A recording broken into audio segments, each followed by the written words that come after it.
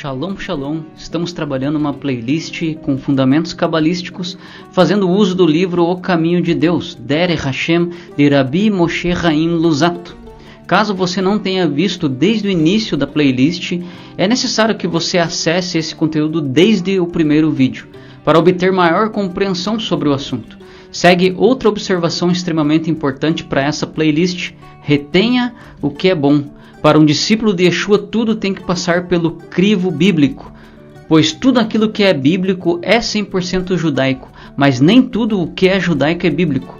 Precisamos nos manter sempre na instrução apostólica, que tem como base a Torá, os profetas, o Tanar, pois essa é a base que Mashiach Yeshua enfatizou e, portanto, os seus apóstolos. Teremos também notas adicionadas ao conteúdo e as mesmas estarão na descrição do vídeo, bem como um link como sugestão para o estudo de tais referências. O Caminho de Deus, parte 1, Fundamentos, capítulo 3, O Ser Humano. Tópico 1. Como mencionamos antes, o ser humano é criatura criada com o propósito de ser aproximada de Deus. Ele é colocado entre a perfeição e a deficiência, com o poder de alcançar a perfeição. No entanto, o homem precisa atingir esta perfeição através do seu próprio livre-arbítrio e desejo. Se ele fosse obrigado a escolher a perfeição, então, na realidade, ele não seria seu próprio dono, e a finalidade de Deus não seria cumprida.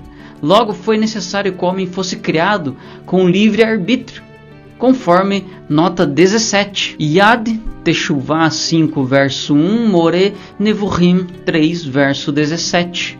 Assim, as inclinações do ser humano ficam equilibradas entre o bem e o mal. Ele não é forçado a tomar nenhuma das duas direções. Ele tem o poder de escolha e pode escolher qualquer um dos dois lados, consciente e voluntariamente, assim como pode possuir qualquer um dos dois. Portanto, o homem foi criado com um bom impulso, Yetzer Tov, e um mau impulso, Yetzer Hará. Ele tem o poder de inclinar-se para a direção que desejar. Tópico 2. Para que essa meta fosse melhor realizada, a suprema sabedoria determinou que o ser humano fosse composto de dois elementos.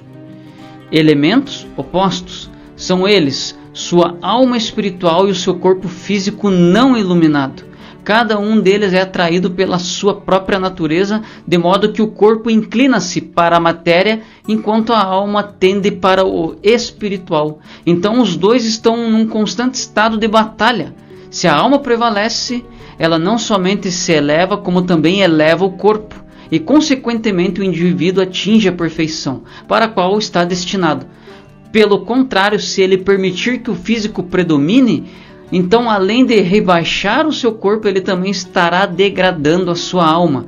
Tal indivíduo torna-se desmerecedor da perfeição e, assim, ele se divorcia de Hashem. Todavia, ele ainda tem a capacidade de submeter seu impulso físico à sua alma e ao seu intelecto e, assim, atingir a perfeição. Tópico 3. A bondade de Deus determinou que exista um limite ao esforço humano necessário para atingir a perfeição. Após este período de esforços estar completo, ele alcança o seu nível de perfeição e então pode desfrutá-lo por toda a eternidade. Portanto, Deus criou dois períodos distintos, um como o tempo da aquisição e o outro como o tempo do recebimento da recompensa. Como regra geral, contudo, aquilo que é pertinente ao bem é sempre maior. Conforme nota 18, que temos as seguintes referências. Sotá 11a, Sanhedrin 100b, conforme Yomá 76a. Assim, o período da aquisição é limitado e não dura além do que a sabedoria de Deus determinou como adequado para a sua finalidade. Por outro lado, o período da recompensa é ilimitado, e o homem continua obtendo prazer de sua perfeição atingida por toda a eternidade. Tópico 4.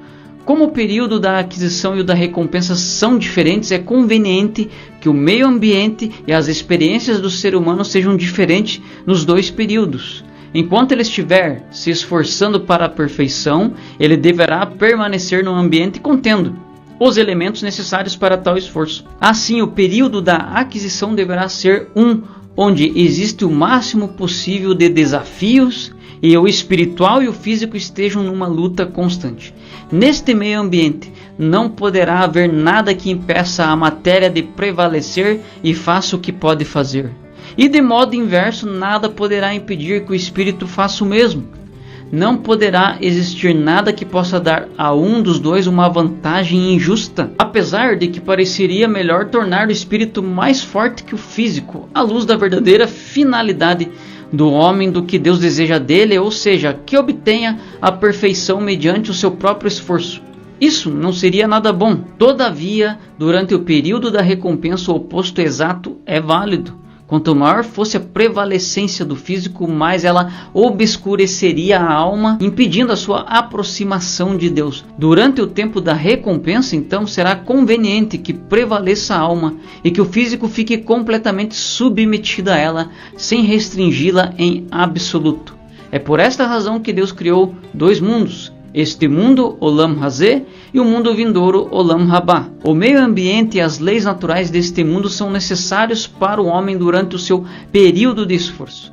O meio ambiente e os princípios do mundo vindouro, por outro lado, são o que é necessário ao homem durante seu período de recompensa. Tópico 5. Entre as coisas de que precisamos nos conscientizar está o fato de o homem ter sido radicalmente alterado como resultado do pecado de Adão.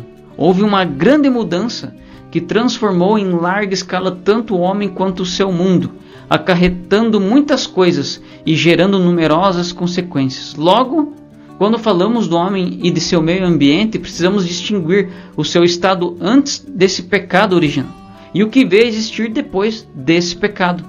Tópico 6. Quando Adão foi formado, estava precisamente no estado que mencionamos até agora, composto de dois opostos iguais, o corpo e a alma. Seu meio ambiente continha o bem e o mal, e ele estava equilibrado entre os dois para escolher qualquer um que quisesse.